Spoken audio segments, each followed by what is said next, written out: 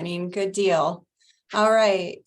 I am going to go ahead and get started. It looks like people are still joining, but I have a lot to share. So I want to make sure that we get through everything in the hour that we have allotted. So my name is Trisha. I'm the student insurance advocate. I am one out of 4 advocates for the state of Minnesota. And I work, my office is actually located at St. Cloud State University. And I work mostly in the metro region and then a few surrounding areas, smaller schools, community colleges around this area as well. So nice to meet you all, see you all. I hope that we can get a lot of good information out to you through this presentation. So we'll go ahead and get started. I also wanted to mention that I'm going to wait for questions until the end so that I can get through the presentation, and then we'll address things after that. So if you have a question that comes up during this presentation, if you want to jot it down so that we can discuss it once we get through this, that would be great. So I'll go ahead and get started. We're in the middle kind of our 2022-23 policy year with the insurance. And so this year we had a policy that started out, I know it seems a bit expensive to a lot of the students. It's $2,119, and we specifically picked this policy and have continued with it because they offer such great coverage for our students. And on top of that, they also offer repatriation benefits, global health benefits, things that typical insurance companies wouldn't offer, but these are special and specific to international students.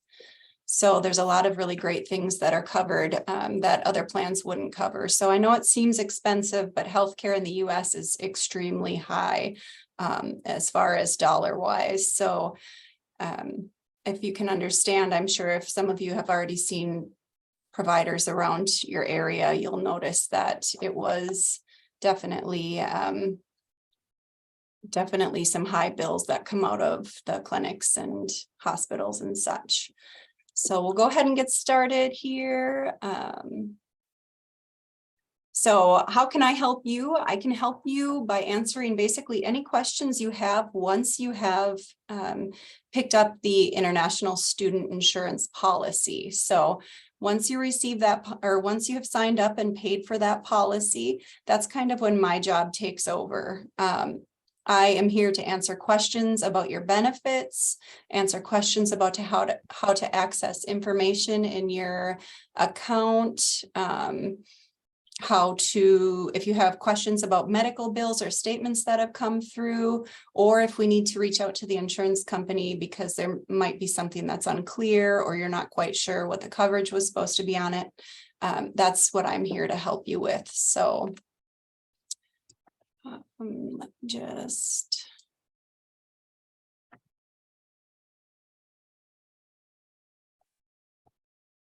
All right, there we go. Okay. So my phone number is on the bottom of that screen there. If anybody wants to jot that down, I do know that everybody, depending where you're coming at from different schools, your international student advisors or your directors at your school, anybody should be able to access this information for you. So you can certainly call me. I work Monday through Friday from 8 to 4:30, or you can email me at any time, and I'm fairly quick to respond to those emails. So a couple ways to get a hold of me. Those are listed there. So what is UHCSR? It is United Healthcare Student Resources.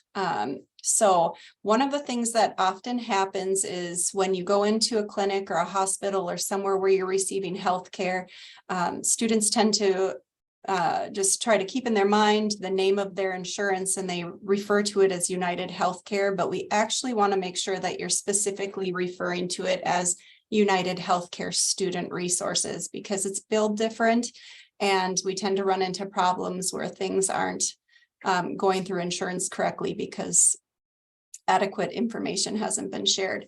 But more importantly, if you always make sure you have your insurance card with you, that should never be a problem because they'll be able to pull the correct information. So The following steps are the items that need to be completed as soon as possible once you have registered and you've arrived to your school. Some of you may have done this prior to arriving, but the first step is you want to purchase your insurance policy, and that can be done two different ways. You can either go into your e-services account, and up here you'll see St. Cloud State University. This is just an example, but your school's name will be listed up here when you log into your e-services account, and you'll see the premium listed, or the cost of your insurance listed on your e-services account, and you're able to pay that way. Another option is that you are able to go into your business office at your school and make that payment.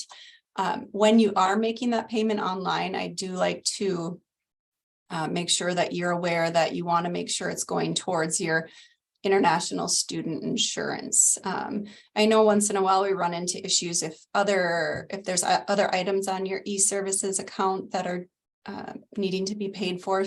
Sometimes the business office will just apply funds that you pay directly towards, kind of on a first come first serve basis, to the items that are on your file. Just make sure when you are making that payment that you state you want that payment to go towards your international student insurance. Okay. The next item on the account is to create your account. And that can be done at www.UHCSR.com. However, you do not need to access that through, most students are going to receive an email stating that they have received your enrollment and that they'd like you to create your account. It kind of gives you a little bit of direction, but once in a while, those do sneak into the spam or junk folders in your student email.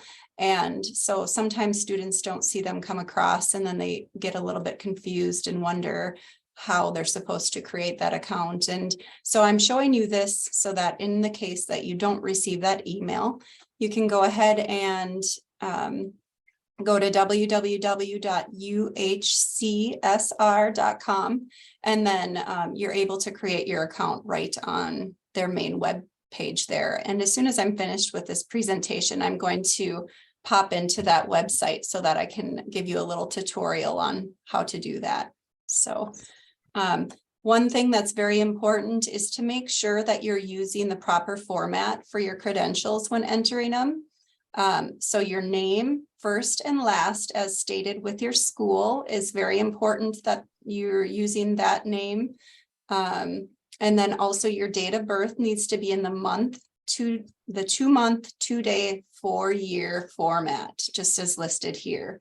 So make sure, I know sometimes from different countries, your format is a bit different with the date. So just make sure you're utilizing that format.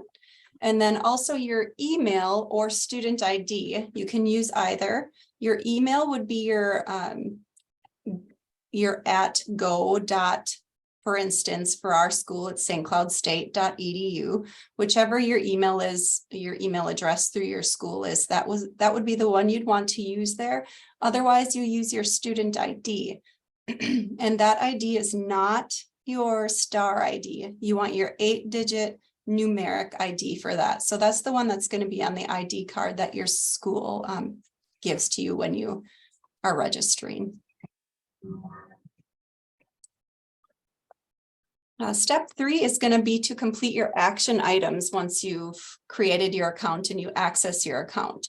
You're going to see at the top right hand of your account page this little yellow triangle with an exclamation mark in it. That's going to tell you that there's some actions that are pending that you need to take care of. Typically, when you first set your account up, it's going to be pretty easy questions, just asking you if you have any other medical insurance, which for the most part, you typically don't. So you just want to make sure you answer that question, because if these questions aren't answered, sometimes it can stop your proper payment through the insurance until they are answered correctly. So just make sure you go ahead and take care of those right away. They're going to ask you for tax information. If you do have a social security number, you can share that with them, but you can also choose not to share that with them. And I know right now with the tax time coming around in the United States, some of you might be receiving letters in the mail or emails from the insurance company asking you if you want to share your social security number. Don't be alarmed by that. It is a legitimate letter or email that does come out from the company requesting that information. But as I stated, you can absolutely decline to share that information. It is completely up to you. So use your discretion as to whether or not you care to share that information. And then also it's going to have you provide a little bit of contact information. That's going to be things like making sure your address is listed correctly with them, adding a telephone number if you choose to do so, things like that. So it's important to take care of those items when you create your account. And then going forward, when you log in, if you see that there's pending items, just take a peek at those and make sure you address them. And then step 4 is to always have your card ready. Any services that you receive for medical, you're going to want to make sure that you bring your card with you. My favorite thing to tell students is to go ahead and download that UHCSR app that you can download right on your phone. Once you do that, you have your card with you all the time, because I know you all have your phones with you all the time. So that is one of the best options for your availability of your insurance card. Otherwise, once you create your account, you can go ahead and print your card off. You also can request that they send you an embossed copy, or you can even use a service to send that in a PDF format if you're needing to send it into, say you had a hospital visit and you didn't have your card with you, it was an emergency, and then they're requesting your insurance information. You can actually send that right from the app or right from your account so that they have access to that. You do not get a card in the mail automatically. You do have to request that they send you one. So make sure that if that's something you would like, you create your account and you do that request right on your account.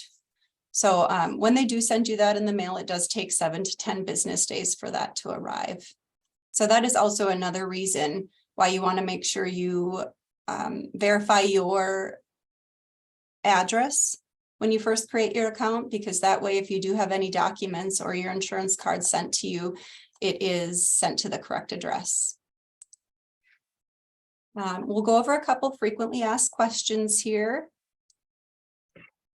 One is, what is health insurance? I'm certain most of you probably know what health insurance is, but oddly, it does get asked. So basically, it's just a policy that's going to cover the risk of medical expenses. So these could be any kind of situations. It's going to be things like preventive care, injuries, or illnesses. It gives you access to medical providers and hospitals that have been or that have worked specifically with this insurance company to give you a better rate on the items that or on the care that you are receiving. So if you take a little peek at this bottom piece on this screen, I just pulled a few things because I spoke earlier about how expensive our insurance is in the US. So without insurance, or I'm sorry, our health care, but without insurance, things as little as like fixing a broken arm, that can cost around $7,500 or $7,500. A 3-day hospital stay is $30,000.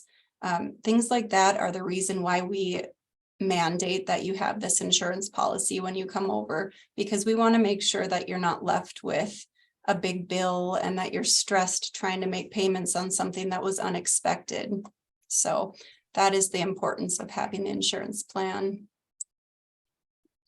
And also, a lot of you are wondering why you are required to purchase insurance. I get calls often from students who are maybe here and they have a spouse who carries insurance through their employer, things like that, and they just want to be covered under that. Unfortunately, it is a Minnesota state requirement that any F1 and J1 students, even scholars, faculty, and visitors are required to have this insurance plan specifically. There is literally one exception to that, and that is when a government is going to pay for insurance, a government through your country. That is, and then typically they send a letter and they send authorization, and it is very, very few instances in which that is accepted. So you are required, it is part of your contract when you come over to study on a visa, and it's part of the Minnesota state laws. So if you have any further questions regarding that, your international student advisors should have more information on that. And then again, this is just kind of going over the Minnesota state policy. We want to make sure that you're focusing on completing your education and not worrying about healthcare costs. So that's one of the main reasons why we are requiring that insurance plan. Unexpected accidents and illnesses can happen at any time. So it is just so important that we make sure you're taken care of, and that if you need help, assistance, or you need healthcare, it's available to you without the worry of the financial stress. So some of the things that you can do to keep your costs low are to visit a medical provider for a preventive exam on a yearly basis. Your insurance policy covers one preventative medical exam yearly. So you want to make sure you take advantage of that. That's the time for you to go in and speak with a provider, let them know if there's anything that could be bothering you, if you're having any issues with anything. And then your doctor or provider will also kind of do an overall check of your body, make sure everything is good, you know, there isn't anything that needs to be addressed. That's that one time a year thing that's really important to do. Make sure you take advantage of that. That way, if you have any questions too, you can address them at that time. Self-exams are very important. If you're able to, you know, if you have a small cough and it's not something that's out of control, or you're not running a fever, things like that, make sure you avoid reactive care. Make sure you're thinking about, you know, it just needs to pass, give it a couple days. By all means, if you're not feeling well, we certainly want to make sure you go out and get the care that you need. But that's another thing that you can do to make sure you don't have excessive bills building up because you're going in every time you get a small cough, or, you know, have symptoms of a small cold. Those are sometimes just things that you have to allow time to pass to feel better. So another item is questions during your appointments. Make sure you're speaking with your provider and saying, is the service necessary? Do I need these labs done? What is the cost if my insurance doesn't pay? I can answer some of those questions here for like our St. Cloud State students, but you know, some of the health or some of the hospitals and clinics that you're going to in the metro area, I don't have, you know, that information for what they charge for certain services. So that's why it's so important that you ask those questions when you're being seen, if you do have questions about it. Make smart lifestyle choices, take care of your body, you know, do everything you can to prevent getting sick. Safety and hygiene, super important. So the last most important thing is save the emergency room for emergencies only. I'm going to go over a little later in this presentation a bit about what types of services can be taken care of at different facilities. So we'll go over a little bit of that, but you want to make sure that you always are using a clinic first, unless it is a life-threatening, you know, situation where you would need immediate emergency services.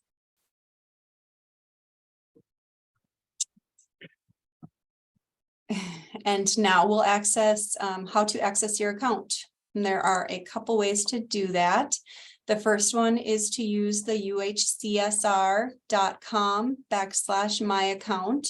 This is how you can log in when you're on your laptop or your desktop. And once you do log in, I recommend obviously saving that homepage so that you can easily access that when you need to look at something. The second way is to go ahead and access your account through UHCSR.com/Minnesota. And again, when we're done with this presentation, I'm going to go over a little tutorial of how to use this account. But if you see here where this yellow arrow is pointing, you're going to want to make sure you click on those actual words. Don't use the menu bar there. Just click on log into my account and you'll be able to log in from there as well. And we'll go over benefits now. So this is an illness and injury plan with preventive care benefits. So what that means is illness and injury plan. Oh, sorry about that. So for illness, the insured member is going to pay $50 deductible for each new illness that is diagnosed. So for instance, if you go in and you find out that you are diabetic, the first time that you go in and they diagnose that you're diabetic, you're going to pay that $50 deductible. Every time you're seen for care for your diabetes thereafter, that will be, you won't have to pay that deductible again. It will be one time per illness. If you have a new illness that comes across that you're being seen for, then that $50 deductible will apply again. If it is a covered service, your insurance is going to pay 80% of the final bill, and you will be responsible for 20% of the bill. So this is called co-insurance. So co-insurance is where your insurance pays a piece of it, and then you're responsible for a piece of it. So with this particular plan, it is 80% that your insurance will cover and 20% that you are responsible for. Services that are received and not listed on the website are insured members' responsibilities. So you need to make sure that you're looking at your policy certificate on the, which I'll also show you later on the main page. And I think that, I mean, if you have questions about it and you want me to email you a copy, I can do that as well. But it's easily accessible on the main homepage, and that will go it'll be very detailed. It will give you the information you need on whether or not something is covered. And then injury is the same. That runs the exact same way. So if you have, say, a broken leg and you go in, that first time you go in where they look at what's happening and they address the situation, it'll be a $50 deductible. Say you have to have a cast put on and then you go in and you have to have the cast removed. You will not pay that deductible again. You'll just pay that one time for each new injury. So if something else were to happen later, then that would be a new deductible. But if it is for the same item, you'll only pay that deductible once. And then the coverage is the same. 80% of the final bill is paid by insurance, 20% paid by the patient. And then last, preventive care. Those are services that are received.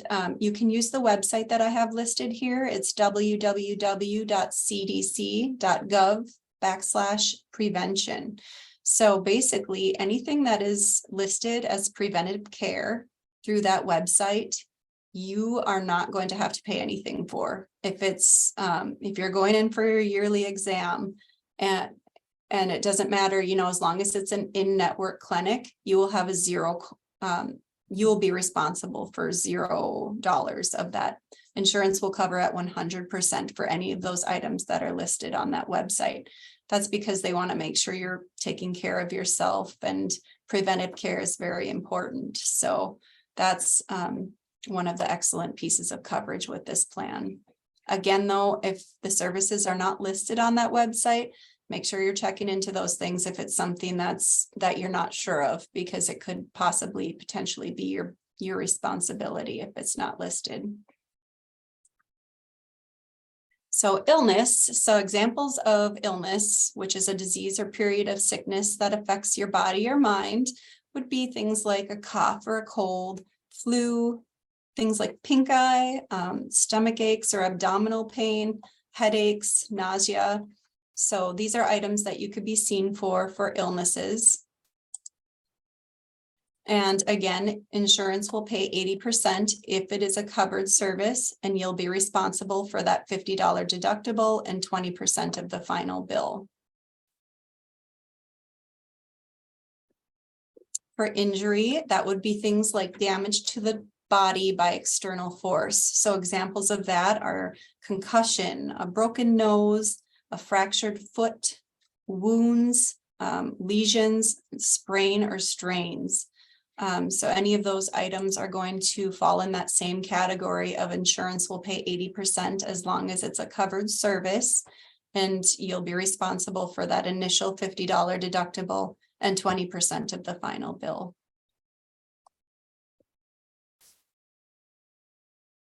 Vision exams. I get a lot of questions regarding vision and dental, and those are a couple things that we'll cover here. Vision exams, there is one covered vision exam per policy year for students.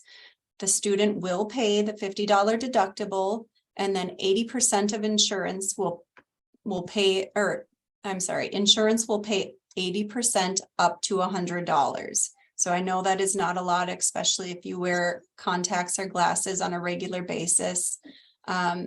You want to make sure then that you consider one of our optional vision plans through SureBridge. And I'll share a little bit of information with you on that, because through that, that is literally the only thing that your medical plan will pay for as far as vision, is that one vision exam per policy year. So eyeglasses aren't covered under that. Contact lenses aren't covered under that. Contact fittings, things like that. Nothing else is covered under your regular medical plan.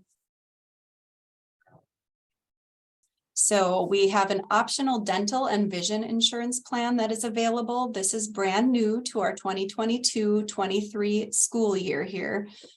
These are available through SureBridge, and when we finish this part of the presentation, we will move on and I'll show you a bit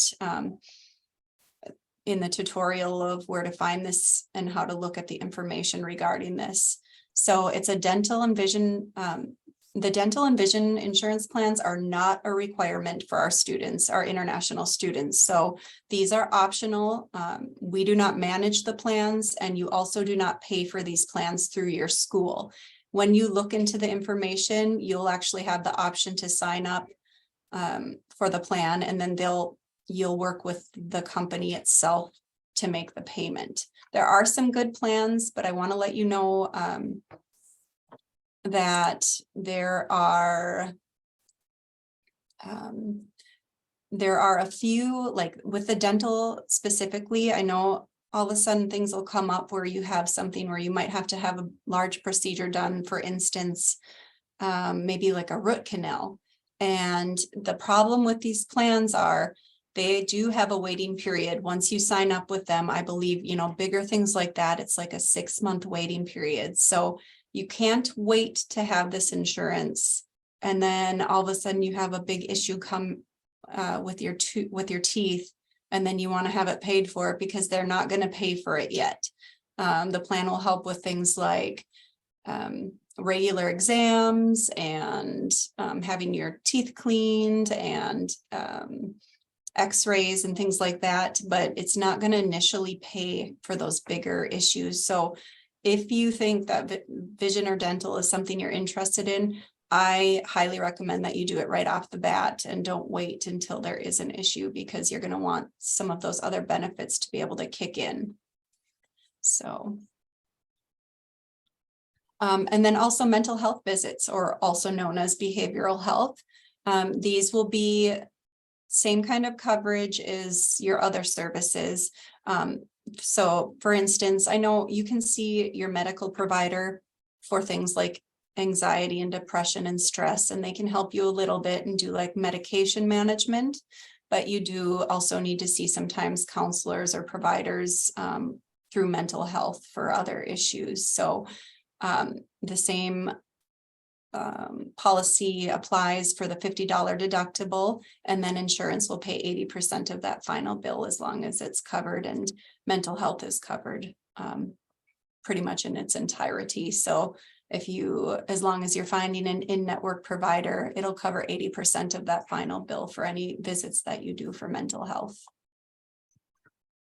And then preventive care benefits, some of the items that's going to include is they're going to check like your height, weight, blood pressure. They'll take a health history, and then they'll do an exam, a head to toe exam. a head to toe exam that's going to include an oral exam and sexual development.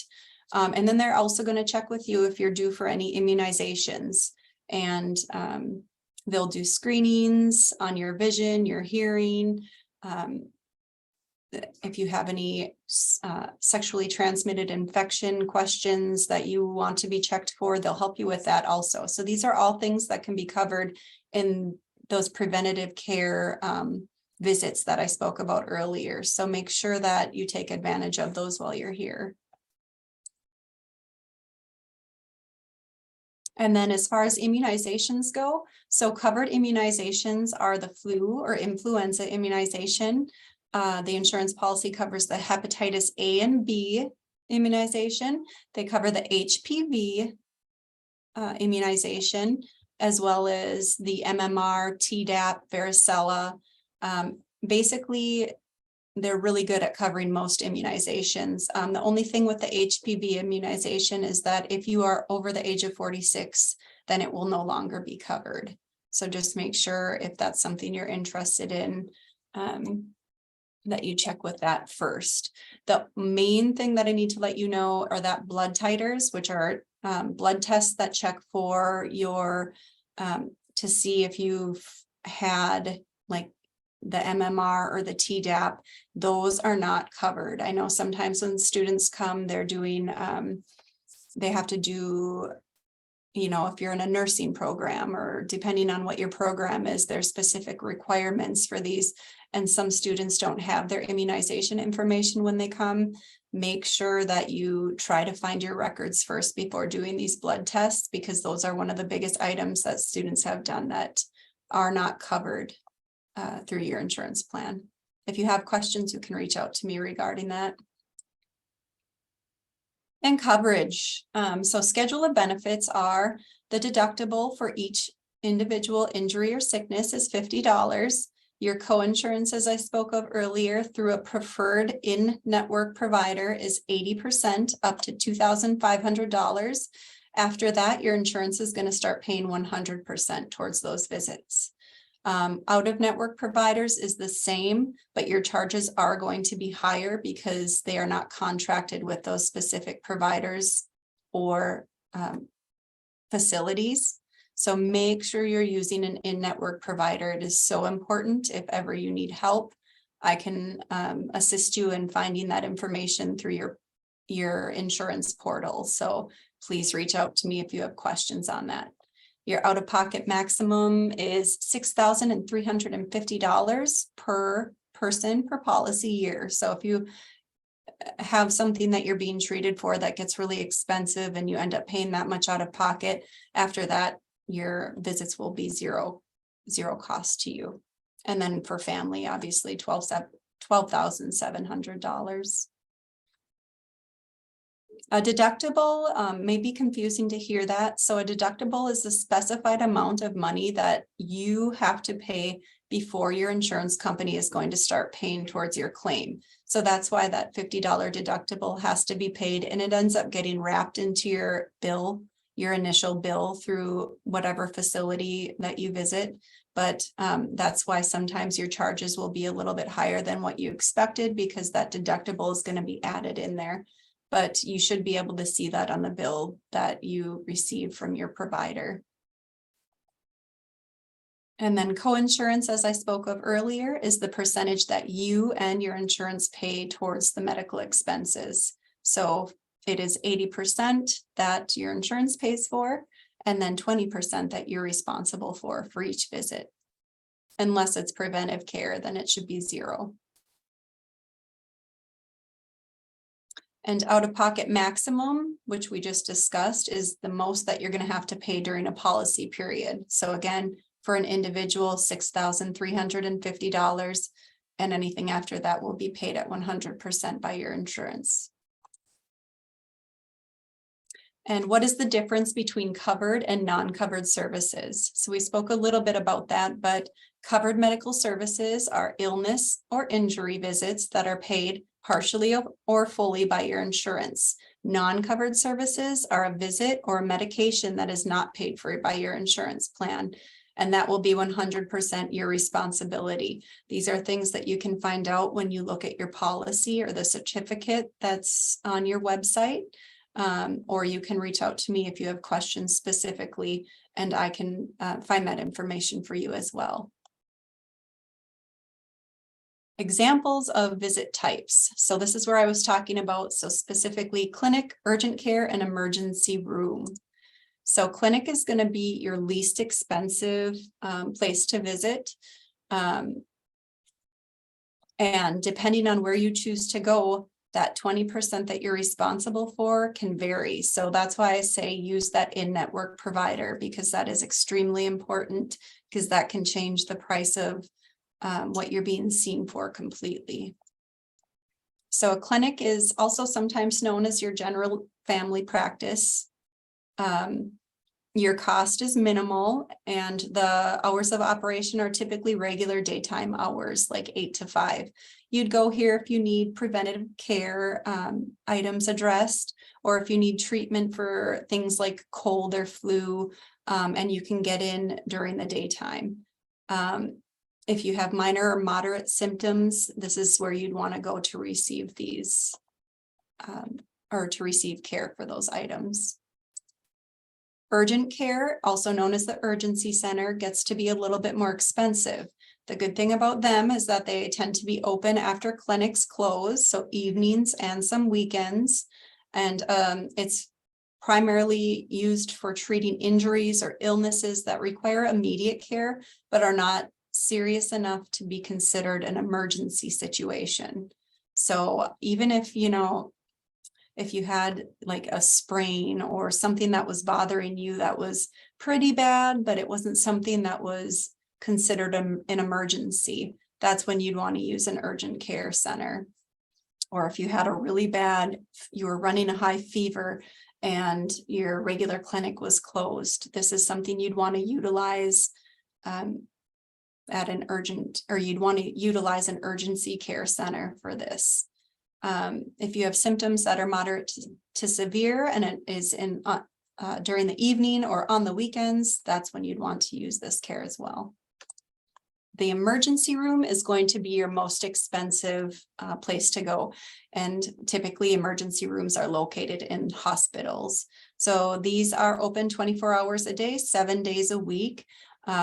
You would go to the emergency room if clinics and urgency centers are closed, or if you had a severe life-threatening illness or injury, where specifically if you were in an accident and the ambulance had to take you in somewhere, or if you had something very severe happen to you and you were threatened or worried for your life, you'd visit the emergency room. Please save the emergency room for emergencies only, though, because otherwise you're going to get a really big bill for something that you didn't necessarily need to do. So, and then ambulance rides also, they're specifically equipped vehicles that bring sick or injured people to the emergency room. They are extremely expensive, so leave those rides in the ambulance for life-threatening illnesses or injuries. Do not use them as a taxi. Make sure that if you can get in on your own, you're able to get in on your own and you're not worried about your, getting there by yourself, then you try to use your own vehicle or use, Uber or ask a friend, whatever you need to do. But in the case that it is life-threatening, then you'd use an ambulance ride. Non-covered service, things that the insurance pays 0% of, are over-the-counter drugs. So things like ibuprofen for headaches, cough medicine, cough drops, allergy medication, things like that. Those are not covered by insurance. So if you do not receive a prescription for it, you will be paying out of pocket for those items. Dental care, unless you subscribe to the optional care, you will not have any coverage for any dental through our medical plan. And also lab work, make sure you check on what the coverage is if you have questions about something. Again, I said those blood titers are not covered. So make sure if your doctor is recommending that you have blood titers to check check for things, that you check with me first, because basically they're not going to be covered. So you'll pay out of pocket for those. Where do I go for healthcare? So to find a provider or get a cost estimate, you can go on your, you can log into your insurance portal, and there's going to be an option where it says care options, and then it's going to have healthcare provider or facility or mental health provider or facility. You can click on either one of those and to find what you're looking for, and then you will add the type of care that you're looking for. So if you have a specific, like if you're looking for your primary care provider, so the person that's going to help you with your daily question or your preventative care treatment or immunizations or things like that, you'd specifically select that group. Otherwise, if you're looking for a specific place, like if you need to find a hospital or you need to find an imaging center, you'd click on, you'd utilize these options here to find those types of services. You're going to want to update your zip code. It has an option here where you're going to put the zip code that you are located in so that you can find care closest to you. And then you'll hit the search button, and that's going to come up with all the places that are close to you that are options for you. They're going to have a little green check mark by them showing that it is an in-network facility. So that's what's so great about this. Can all be used right on your portal to find care closest to you. And then also there is, for minor illnesses, telehealth medical assistance available through your insurance portal, and it's called Healthiest You Telehealth. So you can explore that if you have minor symptoms of something. You can explore that option as well, and that is actually of no charge to you. So. And then pharmacy and prescription information. So make sure you have that insurance card with you if you have to go and pick up a prescription from the pharmacy, because there is the information for billing in the bottom right-hand corner of that insurance card. So it's very important that you share that with any place that you go where you're receiving medical care, prescriptions, anything like that. You want to make sure you share that card, because that's how they'll bill your insurance. And then as far as prescription costs, for tier 1 prescriptions, you'll pay $15. Tier 2, you'll pay $30. And tier 3, you'll pay 40% of the total medication cost. So you can use the prescription drug list that's listed on your account to check to see what tier your medication falls in if you are prescribed something. Most generic antibiotics, things to treat minor illnesses, or even regular medications for blood pressure or high cholesterol, things like that. For the most part, they're all going to fall into that tier 1 where you'll pay the least amount. You'll get a 30-day supply at a time for that. And then again, those over-the-counter items are not covered by insurance. So make sure that you're prepared to pay for those over-the-counter medications if your doctor recommends them. And then some helpful guidelines. We have the travel assistance, the global emergency medical assistance. This is available to you anywhere in the world except within 100 miles of your home country. So basically, if there was a major outbreak in the US and you needed to be transferred home on an emergency basis, this travel assistance would help you with that. If you were hurt or injured in an accident and you were going to be in the hospital for more than 7 days, this could be something that could assist with sending your loved ones, like sending somebody from your home country, like a parent or family member that could come and be with you during that time. In the horrible situation that something would happen to you and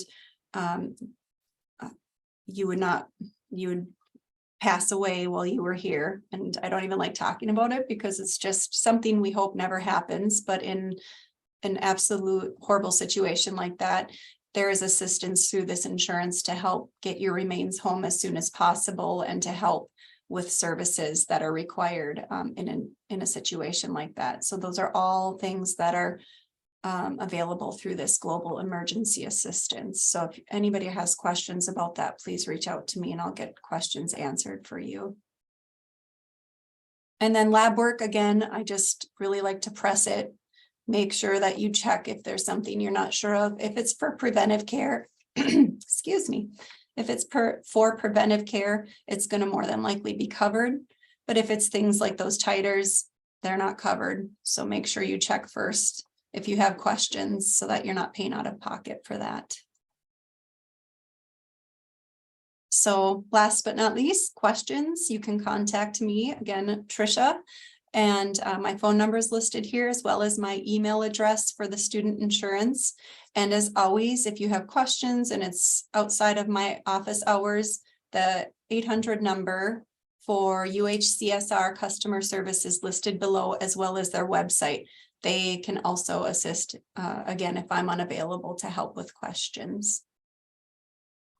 And so that's it. I hope the rest of the year is healthy and safe for all of you.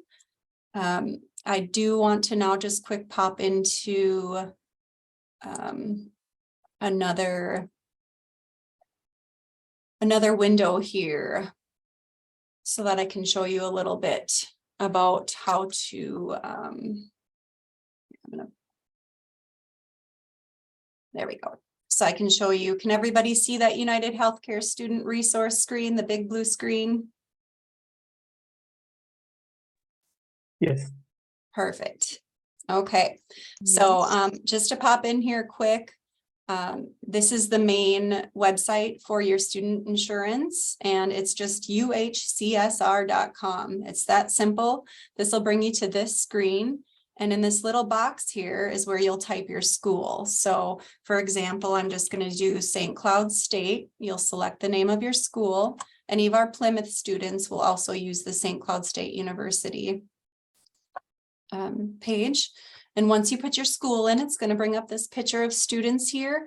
And a lot of the main information that I talked about earlier is actually listed here. So for finding a pharmacy, right under here, you're going to see find a pharmacy, and you can hit PBM National. And this is going to be where you can do a search to find a pharmacy in your area. So right here, you'll enter your zip code. For example, I'm using ours in St. Cloud, 56301. I'm doing a 10-mile radius. You can change that to as close as 2-mile radius, whatever you prefer, or however far you're willing to travel. And then hit search. And that's going to find your pharmacy for you. That's going to make sure you get the best deals through the pharmacy. So I have 27 results that popped up for me that takes the insurance that you have for your prescriptions. So this is specific to my zip code, but that's as simple as that's how simple it is to look up the pharmacy that you want, or when you want to find a pharmacy to use if you have a prescription. Next, you up here, I'm just going to note in that log into my account. That's where you'll click to log into your account when you're on the website, and you'll enter your username and password that you create. But otherwise, if you're creating your account for the first time, you can also click in that same spot and hit create account. And that's where it's going to allow you, as I spoke earlier, to set up your account. So that's where you can access that. And then also I wanted to show you on this page, you can, you don't have to be logged into your account. You can hit find providers, and we'll do medical.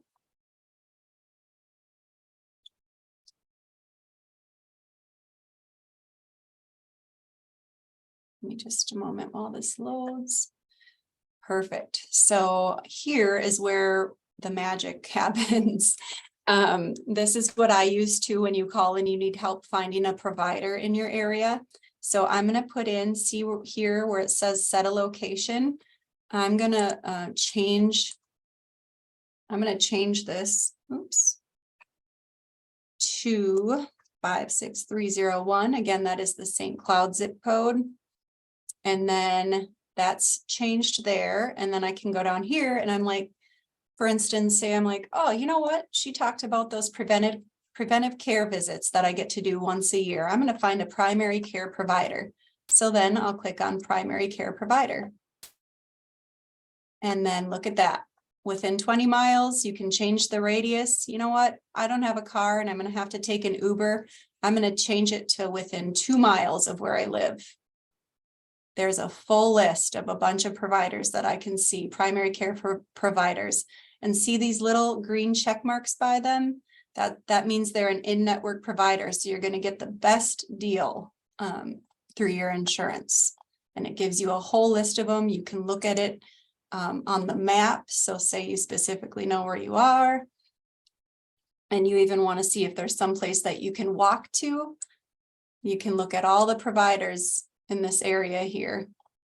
So, and you can zoom in. You know, it's just a really handy service to look specifically for items like that. And then also, I'm going to pop back here and show you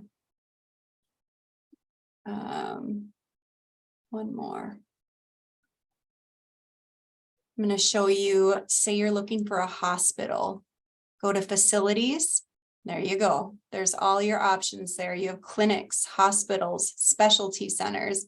If you need labs or imaging or screenings done, like an x-ray or something, which most of the time, if you see a doctor and you have to have something done, they're going to refer you to an appropriate place. But just all of these items right here, it's awesome. You can hit hospitals.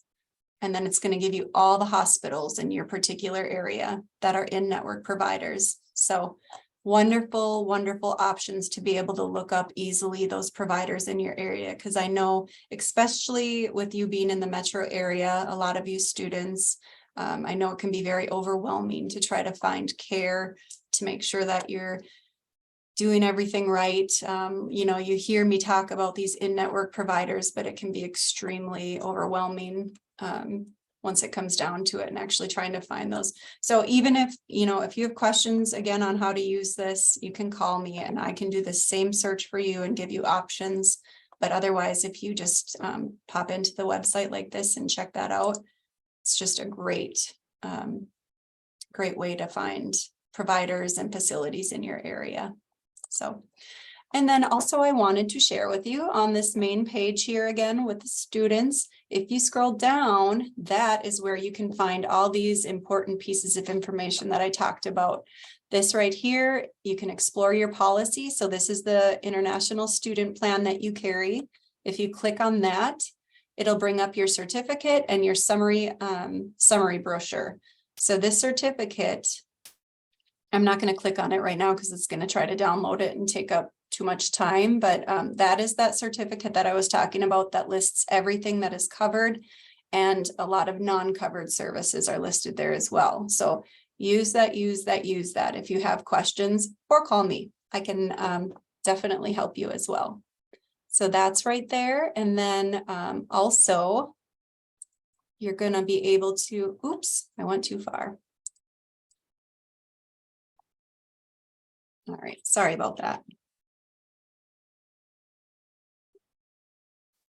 Also then from that main page, you're going to be able to access that voluntary dental and vision. So that's where you're going to be able to look into these plans and sign up if you're interested.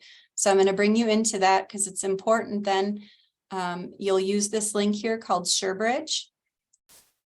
And once you click on that, it's going to bring you to this page here.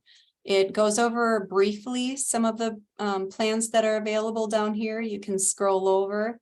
But how to get your quote, and to sign up, you need to actually hit this little orange button that says free quote.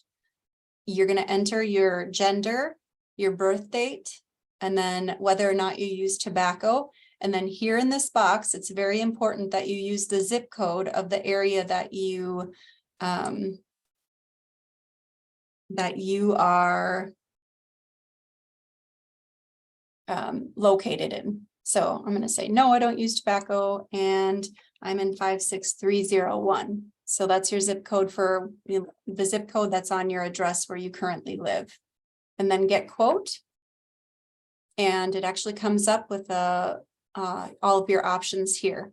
So, I mean, really, when you look at it, this is for prime dental, vision, and hearing. It's $39 a month. You can pick your benefit level. So it's like 1,000, 1,500, or 2,000. Otherwise, you can specifically individually add basic dental, premier dental, or premier vision. And if you look at some of those plans like premier vision, $9 a month. So for those of you that use glasses or contacts or have routine eye exams, I highly recommend these plans for you because they're going to be very beneficial and help take care of some of those costs. So that is how you access that. After you hit add, it's going to have you enter your information, and then SureBridge will communicate with you and you'll purchase your plan through them. So just so you know, that is the final piece that I wanted to share with you for the dental and vision. So that is it. That's what I wanted to show you on these pages. And I want to go ahead and open up to questions now. Hi, Trisha. Hi. Hi, this is Hasina. I am an MEM student in Plymouth. I have a question to ask. Mhm. I will check the certificate after the presentation. By the way, this was a really nice presentation. Thank you so much. Yes, you bet. So I have a very specific question. I already have visited a primary care and I am under medication, but this is something that I have mentioned to them, but I have never received anything. I have a problem that is called carpal tunnel syndrome. I'm not sure if you know about it. Yes, I am familiar.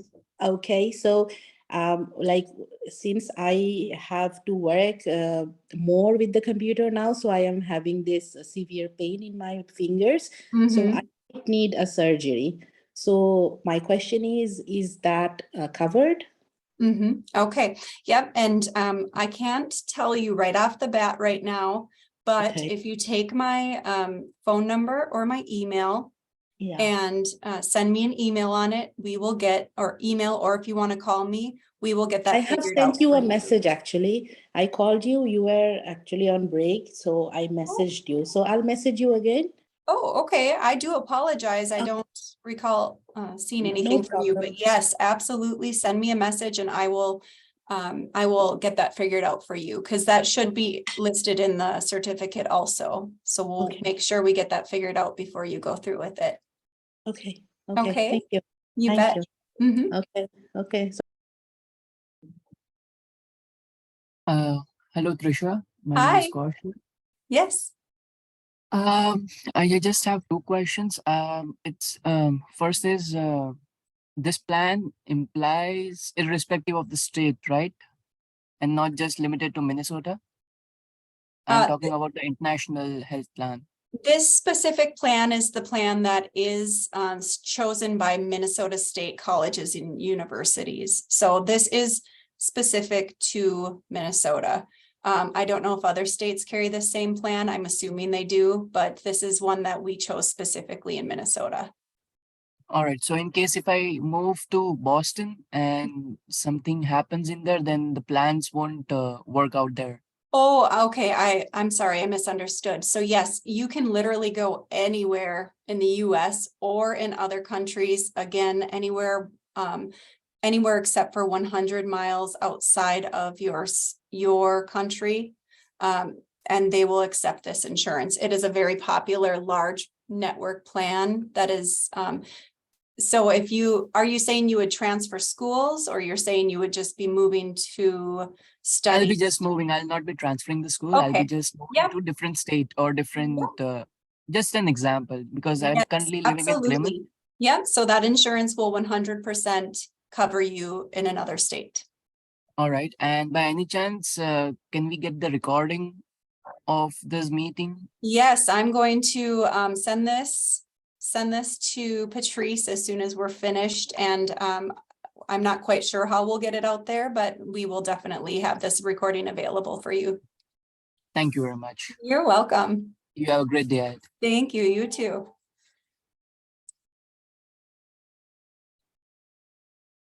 Hi, Trisha. Tushar here. Hi. I'm actually trying to log into the website, but it is unable to verify my credentials. Okay. Do you know when you paid for your insurance? Yeah, I would say it's been 1 or 2 weeks, and I got the email notification as well, where they have the link. Oh, okay. Okay, a lot of times, so that's good that you got the email notification because that means that the insurance company received your information. So there can be a few different things that happen in that situation. Sometimes and most often I find that it's because when you're entering your date of birth, you're possibly entering the format incorrectly. That's been one of the big reasons that it doesn't accept it. This is something I unfortunately can't assist with because I don't have access to your online accounts. However, if there's an issue and you aren't able to get into your account, you can call the 800 number for United Healthcare Student Resources, and they'll assist you with making sure that your information is being entered correctly. Sure, I'll do that. Thank you so much for the information. You're welcome. Hello, Trisha. Hi. So is there a specific time frame we have to pay for the insurance? As like I'm so sorry. New students coming in spring. Can you Is say it- that one more time? I'm just having a Well, little bit hard time hearing. For new students coming in spring, Mhm. is there a specific time frame you have to pay for the insurance, or you just decide when you pay? Well, I will say each school is able to make their own decision as to when they want the timeline to be set for your insurance to be paid for. I know specifically for St. Cloud State and our St. Cloud Plymouth students, or St. Cloud State Plymouth students, we were requesting that was taken care of. We had a deadline set for December 15th already because that new policy started January 1st. But that doesn't mean you can't still make payment for it because it will backdate to the 1st, but we request you do it as soon as possible. Oh, okay, all right, thank you. You're welcome.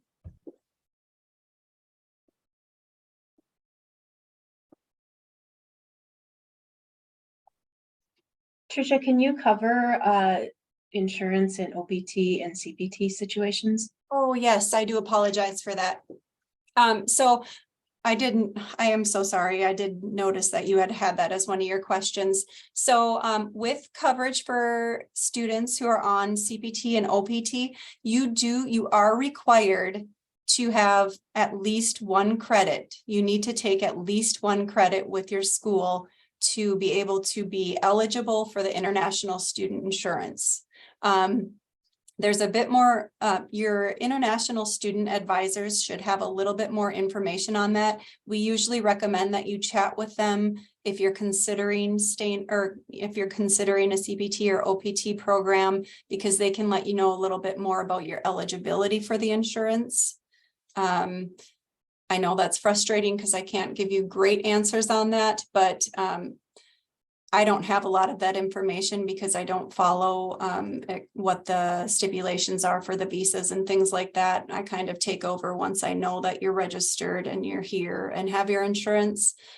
So please definitely reach out to your international advisors if you have questions regarding that. I just know for certain that you are required to carry one credit with your school to be able to be eligible for it.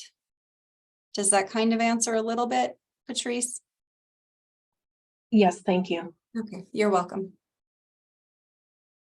Do I have any other questions? Hi, Trisha. This is Shravanti. Hi. I have sorry. No I have a problem. question. I have an insurance from my husband's employer. Mhm. Do I need to get this insurance again? Yes, unfortunately, if you are a student registered at one of our Minnesota State colleges or universities, you are required as an international student on a visa to carry this particular insurance plan. As I had mentioned earlier in the presentation, we really have no other options for opting out of that plan. The only time that we allow you not to carry that plan is if your government is sponsoring you and they're paying for an insurance plan for you. Outside of that, it is a requirement and something that you agree upon when receiving your visa to come and study at one of our schools. And there's really specific reasons to that. You know, like I said also earlier, this particular plan carries benefits for repatriation and benefits for global emergency services, things that regular insurance plans don't offer. And also then we have a guarantee when we know you're on this plan that you're insured as a student. If we allow students to receive their coverage from outside sources, then we don't have that guarantee that the student is insured. So that's why it is a requirement through MnState to carry this particular insurance plan. Okay, got it. Thank Okay, you. you're welcome. Yep, you too.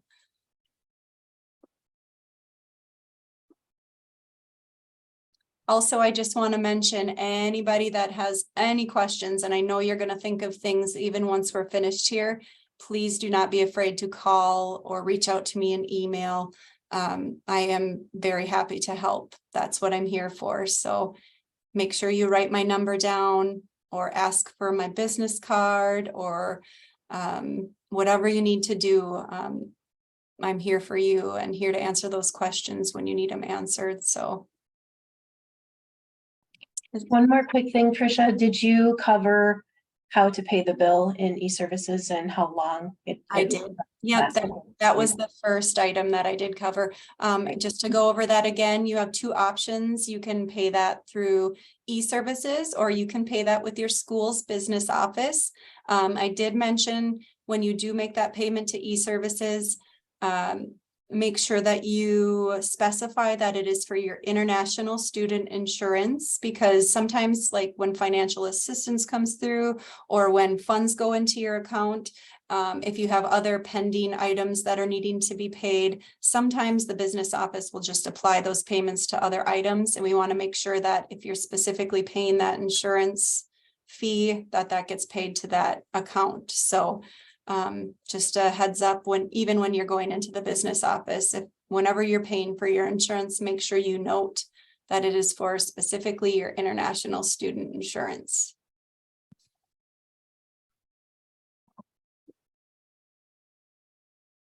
Hello. Hi. So I just have a question for Patrice. Sorry. Yes. Tricia said she was going to send the recording. So I was going to ask, are you going to send it to us by email or are we going to get a notification? No, I'm asking Patrice. So. I think I'll share that with Patrice. Patrice, do you have any notation on that or how we'd like to get that out to our students? The recording for this? Yeah. Yes. I will be posting it on our website. Okay, perfect. Once I have it up. So. Okay. Does that answer your question, Kenny? Are you gonna be posting it on D2L? I think it'll be on the Patrice, are you referring to the St. Cloud State University Plymouth? Yes, the Plymouth website. And once I do have that out, I will also let faculty know that it's available. So if they want to send the link to it, they can do that as well. As far as posting it into D2L, that will be probably a case-by-case basis. And most likely won't happen because it'll be a link on the website. Okay. Hello. Yes. Tricia, thank you for the information you passed to us. Please, I want to ask, as an international student, do you have an automatic? Do you have an automatic insurance? Are you automatically registered for this insurance, for this health insurance? I do apologize, Anthony. I couldn't quite hear you. It seemed to be going in and out a bit. Okay, as an international student. Yeah, you're okay. Do you have an automatic insurance that you just need to pay for it, and the school have enrolled you in the insurance policy? I am so sorry. I'm having the hardest time understanding what you're saying. Do you want to maybe send your question in the chat? Okay, I'll send it in chat. I apologize for that. I just couldn't quite catch what you were saying. Okay, all right.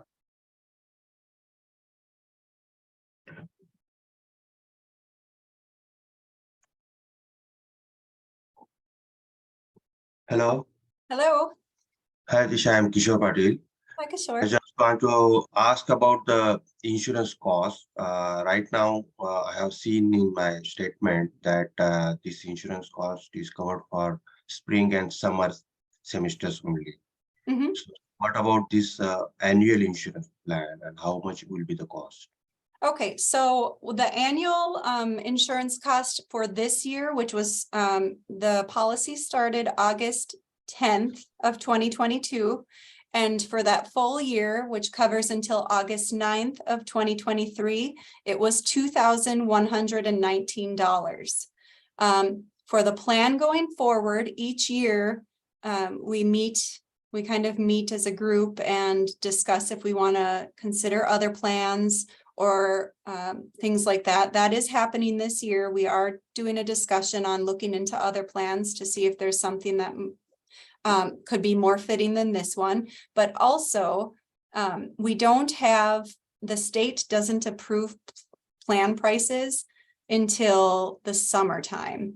This last year, it was kind of a late approval. We didn't hear until July what the actual cost of the insurance was. So for the new year, for the 23-24 school year, I don't know what that cost will be yet.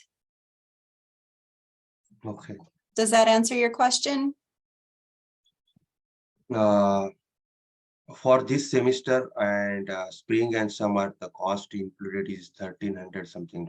Yeah, this so for spring and summer semester, it is $1,283. So that covers you January 1st until August 9th of 23.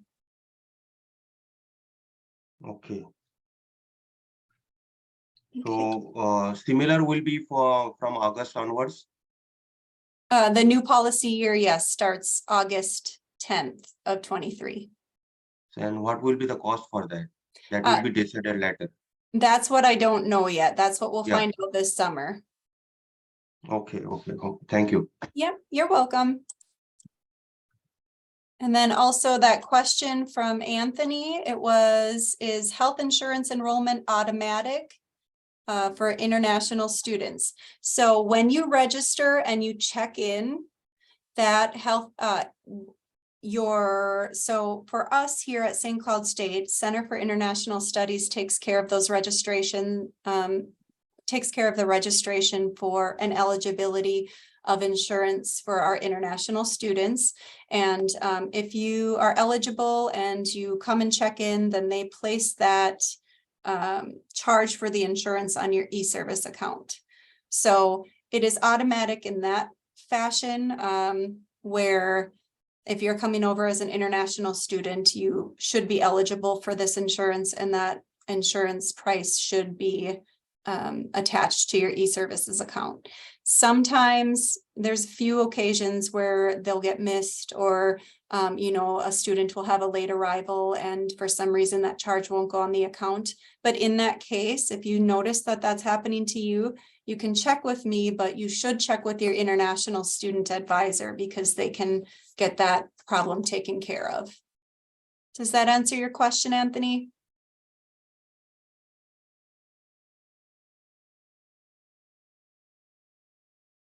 Perfect. Glad to help. Do I have any other questions?